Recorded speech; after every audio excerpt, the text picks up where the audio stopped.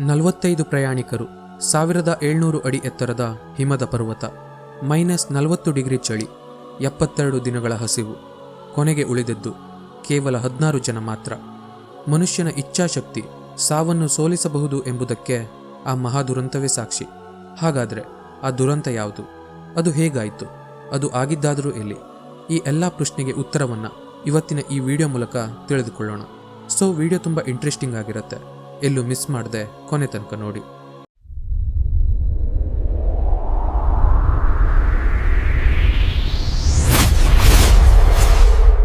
ಅದು ಅಕ್ಟೋಬರ್ 12, 1972.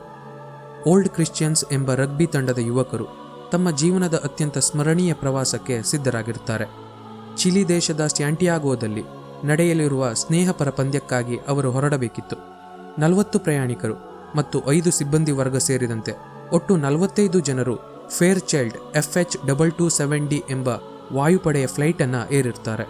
ಅವರಲ್ಲಿ ಕೇವಲ ಆಟಗಾರರಷ್ಟೇ ಇರಲಿಲ್ಲ, ಅವರ ತಾಯಂದಿರು, ತಂಗಿಯರು ಮತ್ತು ಕ್ಲೋಸ್ ಫ್ರೆಂಡ್ಸ್ ಕೂಡ ಇರ್ತಾರೆ. ಆ ದಿವಸ ಆ ಫ್ಲೈಟ್ನೊಳಗೆ ನಗು, ಹಾಸ್ಯ ಮತ್ತು ಗೆಲುವಿನ ಕನಸುಗಳು ತುಂಬಿತ್ತು. ಆದರೆ ದಕ್ಷಿಣ ಅಮೆರಿಕಾದ ಹೆಮ್ಮೆಯ ಆಂಡೀಸ್ ಪರ್ವತ ಶ್ರೇಣಿಗಳು ಅಂದು ಕ್ರೂರ ಮುಖವನ್ನು ಪ್ರದರ್ಶನ ಮಾಡಲು ಕಾಯ್ತಾ ಇತ್ತು.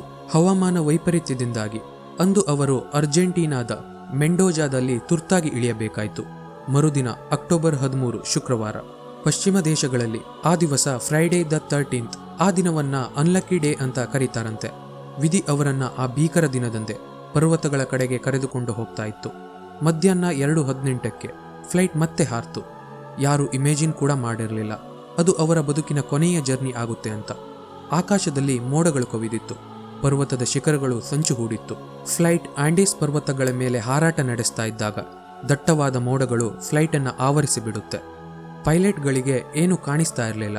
ಆದರೆ ಅದು ಉಪಕರಣಗಳ ದೋಷವೋ ಅಥವಾ ಪೈಲಟ್ನ ಅತಿಯಾದ ಆತ್ಮವಿಶ್ವಾಸವೋ ಗೊತ್ತಿಲ್ಲ.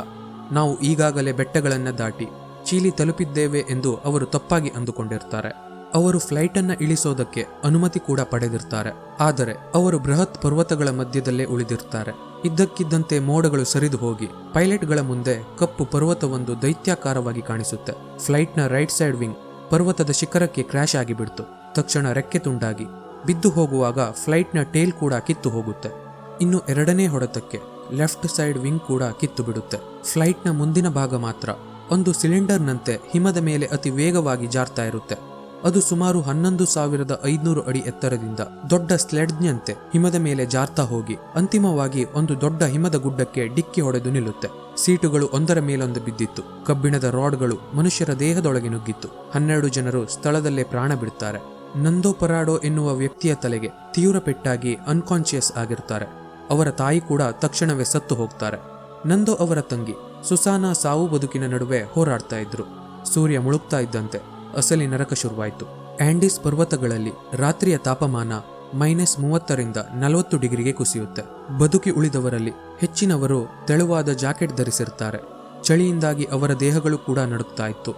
ರಾಬರ್ಟೋ ಕೆನೆಸಾ ಮತ್ತು ಗುಸ್ಟಾವೋ ಜೆರ್ಬಿನೋ ಎಂಬ 2 ವೈದ್ಯಕೀಯ ವಿದ್ಯಾರ್ಥಿಗಳು ಅಲ್ಲಿದ್ದ ಅಲ್ಪ ಸ್ವಲ್ಪ ಔಷಧಿಗಳಿಂದ ಗಾಯಾಳುಗಳಿಗೆ ಚಿಕಿತ್ಸೆ ನೀಡಲು ಮುಂದಾಗ್ತಾರೆ.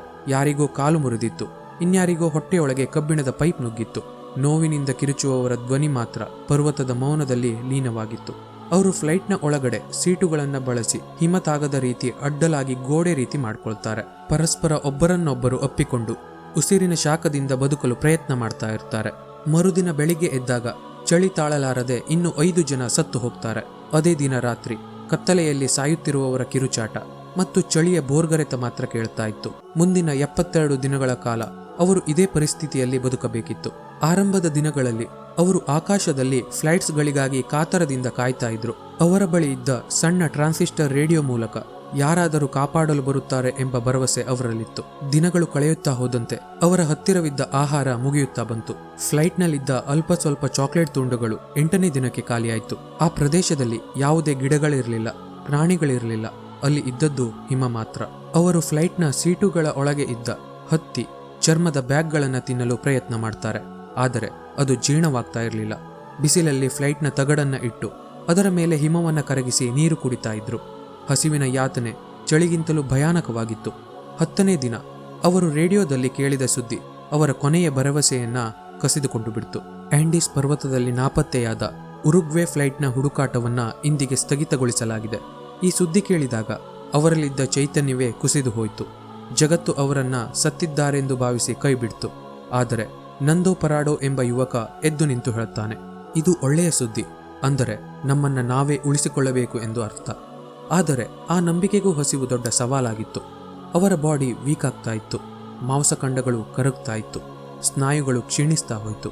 ಆಗ ಅವರ ಮುಂದಿದ್ದದ್ದು ಊಹಿಸಲು ಸಾಧ್ಯವಾಗದೇ ಇರೋ ನಿರ್ಧಾರ. ಅದು ಏನು ಅಂದರೆ ಸತ್ತವರ ದೇಹಗಳನ್ನು ತಿನ್ನೋದು. ಇದು ಮಾನವನ ಇತಿಹಾಸದಲ್ಲೇ ಅತ್ಯಂತ ಕಠಿಣ ನಿರ್ಧಾರಗಳಲ್ಲಿ ಒಂದು. ಸತ್ತವರು ಅವರ ಸ್ನೇಹಿತರು, ತಾಯಂದಿರು ಮತ್ತು ಬಂಧುಗಳು. ಆರಂಭದಲ್ಲಿ ಅನೇಕರು ಇದನ್ನ ತೀವ್ರವಾಗಿ ವಿರೋಧ ಮಾಡ್ತಾರೆ. ನಾನು ಸತ್ತರೂ ಸಾಯುವೆನೇ ಹೊರತು ನನ್ನ ಸ್ನೇಹಿತನನ್ನ ತಿನ್ನಲಾರೆ ಎಂದು ಕೆಲವರು ಹೇಳ್ತಾರೆ.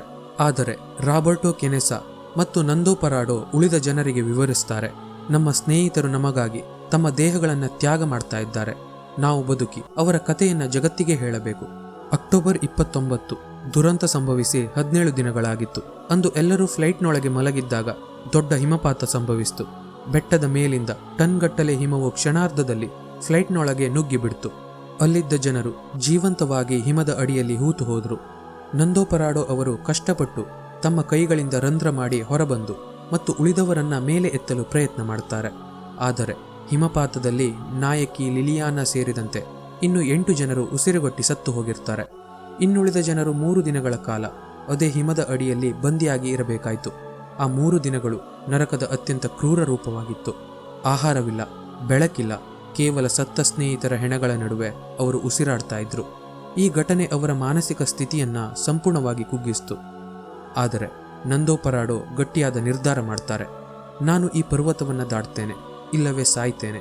ಅವರು ಪರ್ವತಾರೋಹಣಕ್ಕೆ ಬೇಕಾದ ವಸ್ತುಗಳನ್ನು ಫ್ಲೈಟ್ನ ಭಾಗಗಳಿಂದ ತಯಾರಿಸಿಕೊಳ್ಳುತ್ತಾರೆ. ಫ್ಲೈಟ್ನ ಒಳಗಿನ ಬಟ್ಟೆ ಮತ್ತು ಸೀಟ್ ಕವರ್ಗಳಿಂದ ಸ್ಲೀಪಿಂಗ್ ಬ್ಯಾಗ್ ಹೊಲಿತಾರೆ. ನಂದೋ, ಕೆನೆಸಾ ಮತ್ತು ವಿಜಿಂಟಿನ್ ಎಂಬ 3 ಸಾಹಸಿಗಳು ಅಪಘಾತ ನಡೆದ ಸ್ಥಳದಿಂದ ಹೊರಬರಲು ಸಿದ್ಧರಾಗ್ತಾರೆ. ಡಿಸೆಂಬರ್ 12ರಂದು ಅವರು ಪರ್ವತ ಹತ್ತಲು ಶುರು ಮಾಡ್ತಾರೆ. ಅವರ ಬಳಿ ಆಕ್ಸಿಜನ್ ಸಿಲಿಂಡರ್ ಇರಲಿಲ್ಲ, ಪರ್ವತಾರೋಹಣದ ಬೂಟುಗಳಿರಲಿಲ್ಲ. ಅವರು ಹತ್ತಿದ್ದು ಸುಮಾರು 17,000 ಅಡಿ ಎತ್ತರದ ಕಡಿದಾದ ಪರ್ವತವನ್ನ. ಪ್ರತಿ ಹೆಜ್ಜೆಯು ಸಾವಿನೊಂದಿಗೆ ಸರಸವಾಡುವಂತಿತ್ತು.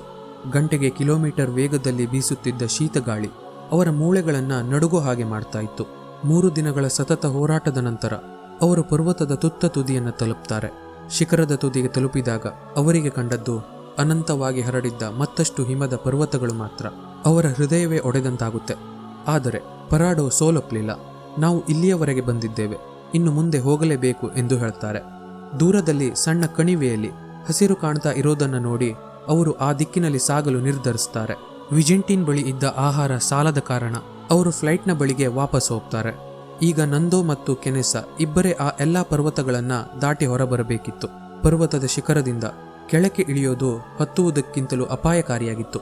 ನಂದೋ ಮತ್ತು ಕೆನೆಸಾ ಹಿಮದ ಮೇಲೆ ಜಾರ್ತಾ ಕಲ್ಲುಗಳ ಮೇಲೆ ನಡೆಯುತ್ತಾ ಸಾಕ್ತಾರೆ. ಕೆನೆಸ್ಸಾಗೆ ಗ್ಯಾಂಗ್ರೀನ್ ಶುರುವಾಗಿತ್ತು. ಅವರ ಕಾಲುಗಳು ಬಾತುಕೊಂಡಿತ್ತು, ಶಕ್ತಿ ಸಂಪೂರ್ಣವಾಗಿ ಕಡಿಮೆಯಾಗಿತ್ತು. ಆದರೆ ನಂದೋ ಪರಾಡೋ ಅವರು ಕೆನೆಸ್ಸಾರನ್ನ ಎಳೆದುಕೊಂಡು ಹೋಗ್ತಾರೆ.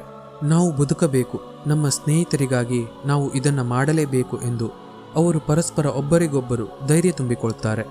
ದಿನಗಳು ಕಳೆದಂತೆ ಹಿಮವು ಕಡಿಮೆಯಾಗಿ ಹಸಿರು ಹುಲ್ಲು ಮತ್ತು ಮರಗಳು ಕಾಣಿಸೋಕೆ ಶುರುವಾಗುತ್ತೆ. 9ನೇ ದಿನದ ಪಯಣದ ನಂತರ ಅವರಿಗೆ ನದಿಯ ಶಬ್ದ ಕೇಳಿಸೋಕೆ ಶುರುವಾಯಿತು. ಅದು ನಾಗರಿಕತೆಯ ಹಾದಿ ಎಂದು ಅವರಿಗೆ ಅರಿವಾಯಿತು.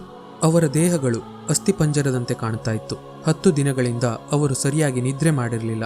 ಆದರೆ ಅವರ ಕಣ್ಣಲ್ಲಿ ಬದುಕುವ ಕಾಂತಿ ಮಾತ್ರ ಮರೆಯಾಗಲೇ ಇಲ್ಲ. 10ನೇ ದಿನದ ಸಂಜೆ ನದಿಯ ಆಚೆ ದಡದಲ್ಲಿ ಕುದುರೆಯ ಮೇಲೆ ಒಬ್ಬ ವ್ಯಕ್ತಿ ಕಂಡಾಗ ಅವರಿಗೆ ತಾವು ಬದುಕಿದ್ದೇವೆ ಎಂಬ ನಂಬಿಕೆ ಬಂತು.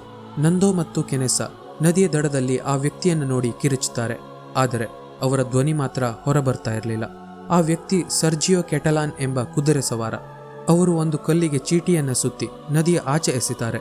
ನಂದೋ ಆ ಚೀಟಿಯಲ್ಲಿ, ನಾನು ಫ್ಲೈಟ್ ಅಪಘಾತದಲ್ಲಿ ಬದುಕುಳಿದವನು, ನಾನು ಉರುಗ್ವೆಯವನು, ನಾವು 10 ದಿನಗಳಿಂದ ನಡೆಯುತ್ತಿದ್ದೇವೆ, ಫ್ಲೈಟ್ನ ಬಳಿ ಇನ್ನು 14 ಜನರು ಗಾಯಗೊಂಡು ಬದುಕಿದ್ದಾರೆ, ನಮಗೆ ಆಹಾರವಿಲ್ಲ, ನಮಗೆ ಶಕ್ತಿ ಕೂಡ ಇಲ್ಲ, ದಯವಿಟ್ಟು ಬನ್ನಿ ಅಂತ ಬರೆದಿರ್ತಾರೆ. ಸರ್ಜಿಯೋ ಕ್ಯಾಟಲಾನ್ ತಕ್ಷಣವೇ ಹತ್ತಿರದ ಪೊಲೀಸ್ ಸ್ಟೇಷನ್ಗೆ ಹೋಗಿ ಸುದ್ದಿಯನ್ನು ಮುಟ್ಟಿಸ್ತಾರೆ.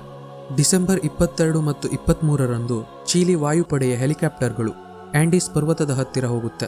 ಫ್ಲೈಟ್ನ ಬಳಿ ಇದ್ದ 14 ಜನರು ಹೆಲಿಕಾಪ್ಟರ್ ಸದ್ದನ್ನು ಕೇಳಿ ಹೊರಗೆ ಬಂದು ಸಂಭ್ರಮಿಸ್ತಾರೆ. ಇಡೀ ಜಗತ್ತೇ ಈ ಸುದ್ದಿಯನ್ನು ಕೇಳಿ ದಂಗಾಗಿ ಬಿಡ್ತು. 72 ದಿನಗಳ ಕಾಲ ಸಾವು ಮತ್ತು ಬದುಕಿನ ನಡುವೆ ಹೋರಾಡಿ ಗೆದ್ದು ಬಂದ ಆ 16 ಜನರನ್ನ ಕಂಡು ಕಣ್ಣೀರು ಹಾಕದವರೇ ಇಲ್ಲ. ಅವರು ನಾಗರಿಕ ಜಗತ್ತಿಗೆ ಬಂದಾಗ ಒಂದು ದೊಡ್ಡ ವಿವಾದ ಶುರುವಾಯಿತು. ಅವರು ಬದುಕಲು ಸತ್ತವರ ಮಾಂಸ ತಿಂದಿದ್ದಾರೆ ಎಂಬ ಸುದ್ದಿ ಕಾಡ್ಗಿಚ್ಚಿನಂತೆ ಹರಡ್ತು. ಕೆಲವರು ಅವರ ಬಗ್ಗೆ ಟೀಕೆ ಮಾಡ್ತಾ ಇದ್ರು. ಆದರೆ ಸತ್ತವರ ಕುಟುಂಬದವರು ಮತ್ತು ಧರ್ಮಗುರುಗಳು ಅವರನ್ನ ಬೆಂಬಲಿಸಿದ್ರು. ಅದು ಅವರ ಅನಿವಾರ್ಯತೆಯಾಗಿತ್ತು. ಅವರು ಬದುಕಿ ಬಂದಿದ್ದೇ ಒಂದು ದೊಡ್ಡ ಪವಾಡ ಎಂದು ಎಲ್ಲರೂ ಒಪ್ಪಿಕೊಂಡ್ರು. ಆ 16 ಜನರು ಕೇವಲ ಬದುಕುಳಿದವರಲ್ಲ, ಅವರು ಮನುಷ್ಯನ ಸಹನೆಯ ಗಡಿಯನ್ನ ಹೆಚ್ಚಿಸಿದ ವೀರರು. ಅವರು ಅನುಭವಿಸಿದ ನೋವು, ಹಸಿವು ಮತ್ತು ಪ್ರೀತಿಪಾತ್ರರ ಅಗಲಿಕೆ ಅವರನ್ನ ಸಂಪೂರ್ಣವಾಗಿ ಬದಲಿಸಿತ್ತು. ನಂದೋ ಪರಾಡೋ ಮತ್ತು ರಾಬರ್ಟೋ ಕೆನೆಸಾ ಇಂದಿಗೂ ಜಗತ್ತಿನಾದ್ಯಂತ ಸ್ಫೂರ್ತಿದಾಯಕ ಭಾಷಣಗಳನ್ನು ಮಾಡ್ತಾ ಜೀವನದ ಮಹತ್ವವನ್ನ ಸಾರ್ತಾ ಇದ್ದಾರೆ. ಅವರು ಆ ಪರ್ವತದ ಮೇಲೆ ಪಟ್ಟ ಕಷ್ಟಗಳು ಬರೀ ಒಂದು ಕಣ್ಣೀರಿನ ಕಥೆಯಲ್ಲ, ಅದು ಮನುಷ್ಯ ಯಾವುದನ್ನಾದರೂ ಸಾಧಿಸಲೇಬೇಕು ಎಂಬ ಛಲದ ದೊಡ್ಡ ಉದಾಹರಣೆ. ಆಂಡೀಸ್ ದುರಂತವು ನಮಗೆ ಒಂದು ದೊಡ್ಡ ಪಾಠ ಕಲಿಸುತ್ತೆ. ಅದು ಏನು ಅಂದರೆ, ಜೀವನದಲ್ಲಿ ಎಂತಹ ಕಠಿಣ ಪರಿಸ್ಥಿತಿಯಲ್ಲೂ ಭರವಸೆಯನ್ನ ಕಳೆದುಕೊಳ್ಬಾರ್ದು. ಸೋಲೊಪ್ಪಿಕೊಳ್ಳದ ಮನಸ್ಸಿದ್ದರೆ ಸಾವನ್ನು ಸೋಲಿಸಬಹುದು. ಜೀವನ ಎನ್ನುವುದು ಒಂದು ಹೋರಾಟ. ಆ 16 ಜನರಿಗೆ ಬದುಕಲು ಯಾವುದೇ ಕಾರಣಗಳಿರಲಿಲ್ಲ, ಆದರೂ ಅವರು ಬದುಕಿದ್ದಾರೆ. ನಿಮ್ಮ ಸಮಸ್ಯೆಗಳೇ ದೊಡ್ಡದು ಎಂದು ನಿಮಗೆ ಅನಿಸಿದಾಗ ಒಮ್ಮೆ ಆಂಡೀಸ್ ಪರ್ವತದ ಕಡೆ ತಿರುಗಿ ನೋಡಿ. ನಿಮ್ಮಲ್ಲಿರುವ ಶಕ್ತಿ ಎಷ್ಟು ಎಂದು ನಿಮಗೆ ಅರಿವಾಗುತ್ತೆ. ಫ್ರೆಂಡ್ಸ್, ಇದು ಕೇವಲ ನೋವಿನ ಕಥೆಯಲ್ಲ, ಇದು ಮನುಷ್ಯನ ಆತ್ಮದ ವಿಜಯದ ಕತೆ. ಈ ವಿಡಿಯೋ ನಿಮಗೆ ಹೇಗನಿಸ್ತು ಅಂತ ಕಮೆಂಟ್ ಮಾಡಿ. ಹಾಗೆ ವಿಡಿಯೋ ಇಷ್ಟ ಆಗಿದ್ರೆ ಖಂಡಿತ ಲೈಕ್ ಮತ್ತು ಶೇರ್ ಮಾಡಿ. ಇನ್ನೊಂದು ಇಂಟ್ರೆಸ್ಟಿಂಗ್ ಇನ್ಫಾರ್ಮೇಟಿವ್ ವಿಡಿಯೋ ಜೊತೆ ಮತ್ತೆ ಭೇಟಿಯಾಗ್ತೇನೆ. ಧನ್ಯವಾದ.